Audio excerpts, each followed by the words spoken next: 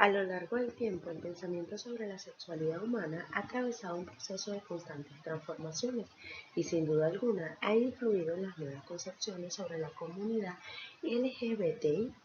Esta perspectiva acoge la diversidad sexual como un constructo que abarca realidades humanas que poseen existencias sexuales diversas, de género y orientación sexual, que demandan ser respetadas por la sociedad.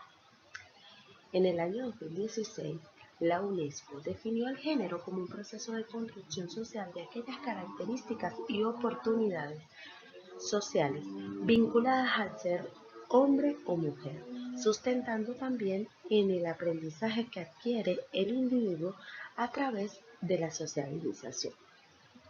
Por su parte, la identidad de género se define como un constructo que responde a una construcción individual que surge a través de normas sociales preestablecidas, principalmente en el entorno familiar. Por lo tanto, la identidad le permite al ser humano ser consciente del rol con el que siente afinidad y con el que se mostrará al mundo.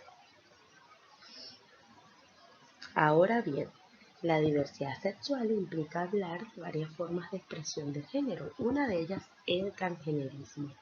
A saber, una persona transgénero es quien manifiesta una identidad de género que difiere de su sexo biológico asignado al nacer.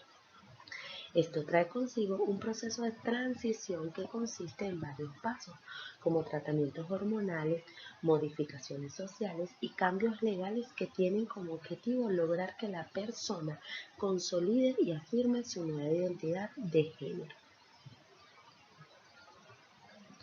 El transgenerismo es un término que rompe con el binarismo de género dominante en la sociedad. Este binarismo asume que las diferencias sexuales solo pueden entenderse desde lo masculino y femenino.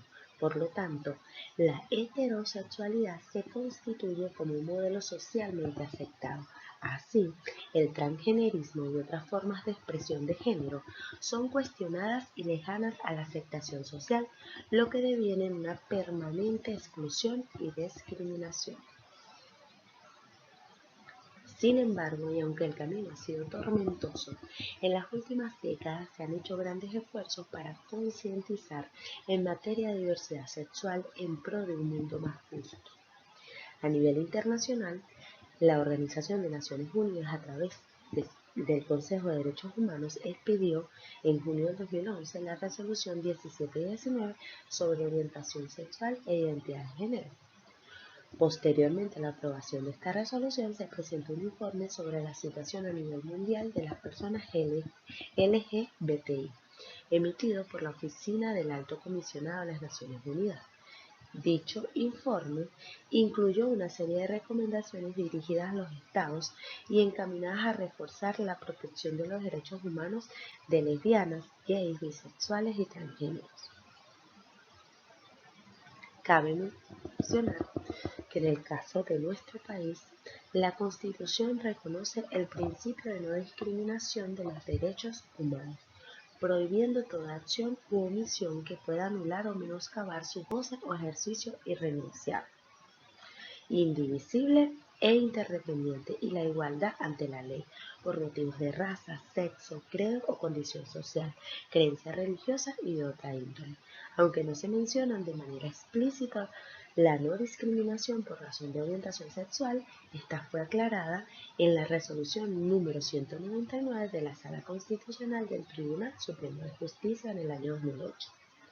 Además, Venezuela ha firmado la ratificación de todas las resoluciones, acuerdos y tratados internacionales, tanto en la ONU como en la OEA, especialmente la sexta resolución 2807, Derechos Humanos, Orientación Sexual, Identidad y Expresión de Género, y dos convenciones como son la Convención Interamericana contra el Racismo, la Discriminación Racial y Formas Conexas de Intolerancia, y la Convención Interamericana contra toda forma de discriminación e intolerancia.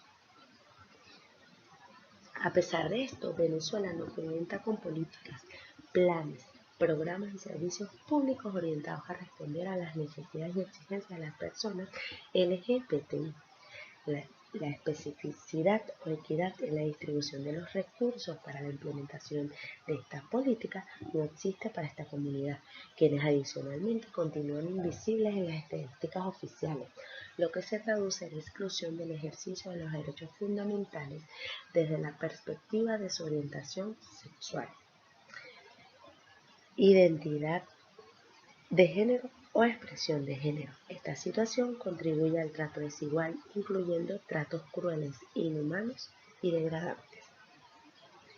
En el caso particular de los transgéneros, para el entorno familiar, esta realidad en uno de sus miembros representa un conflicto porque evidentemente no es una situación esperada o deseada y por lo tanto trae consigo ruido, molestia, sorpresa, incomprensión y perturbación. Por tanto, todos estos factores crean desestabilización al sistema familiar.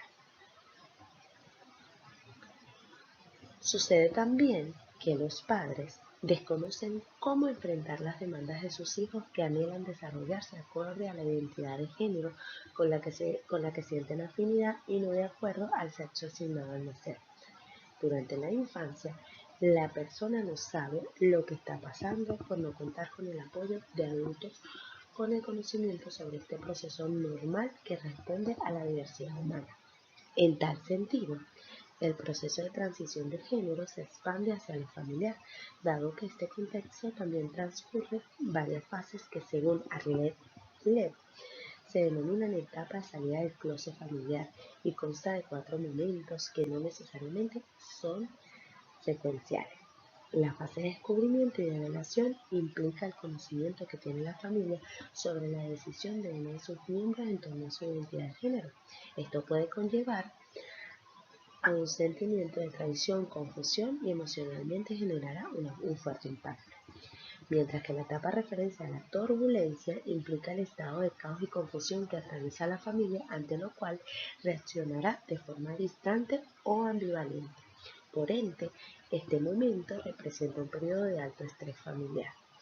Sin duda, este periodo de estrés familiar repercute significativamente en el proceso de construcción de la identidad de género y evidentemente en su salud mental.